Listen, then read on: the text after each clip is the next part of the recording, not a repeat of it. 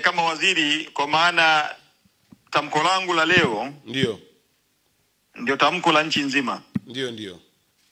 Kwa hiyo ni kushukuru kwa kuniunganisha na madiwani wa Arusha. Ndio. Na nitakachokiongea leo ndio. Maana yake nazungumza na madiwani kote nchini. Sawa kabisa. Kwa hiyo nikupongeze sana kwanza. Ndio. Kwa kuifanya baraza la madiwani la Arusha ndio kuwa ni kituo cha sasa cha kutoa maelekezo kwa madiwani kote nchini. Nakushukuru sana Mheshimiwa Waziri. Nianze kwa kusema ndio Mheshimiwa Waziri, mafanikio ya serikali ya awamu ya 6 ndio imetekelezwa vyema. Ndio. Chini ya mamlaka za tawala za mikoa na serikali za mitaa. Sawa kabisa. Hii maana yake msingi wa kazi kubwa ndio ya nguvu na jasho, ufundi na ustadi ndio ambao umefanywa na madiwani kote nchi nzima. Ndio. Wakizisimamia halmashauri zetu kote nchini. Sawa kabisa. Kwa hiyo nichukue fursa hii kuwapongeza ndio mamea wote nchini. Ndio. Pamoja na meya wetu wa Arusha. Sawa kabisa. Kazi yao ndio imeandikwa sawa kabisa katika kitabu cha dhahabu. Sawa kabisa. Kwa sababu wameitumikia nchi hii. Ndio. Wamewatumikia Watanzania wanyonge. Sawa kabisa. Na ndio sababu nasema ndio mafanikio tunayoandika leo ndio ya serikali ya awamu ya 6 hasa katika utekelezaji wa miradi inayotekelezwa na mamlaka za serikali za mitaa ndio ni mafanikio ya pamoja. Sawa kabisa. Baina ya serikali kuu ndio na mamlaka za serikali za mitaa. Sawa kabisa. Zikisimamiwa na madiwani kote nchini. Sawa kabisa.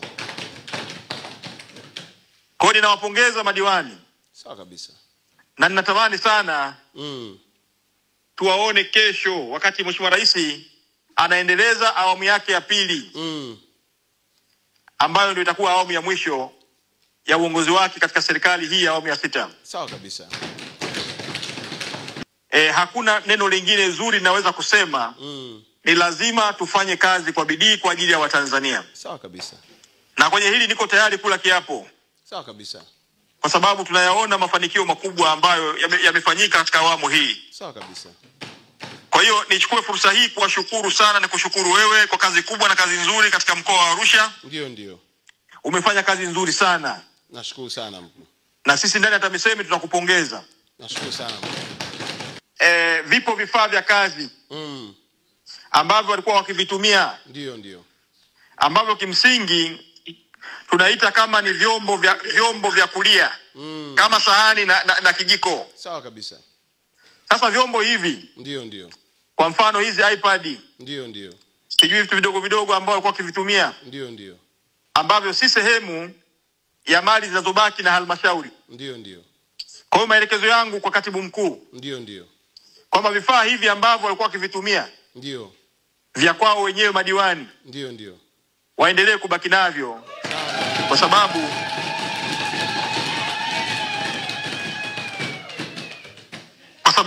ndio humu ndani wameweka siri zao. Ndio. Barua pepe zao. Ndio. Wameweka sijui mawasiliano yao na ndugu zao. Kwa hiyo maelekezo yangu nimekusha muelekeza katibu mkuu. Ndio. Kwamba vifaa hivyo ambavyo si sehemu ya mali za halmashauri ndio ziendelee kubaki kwa madiwani. Tunakushukuru sana.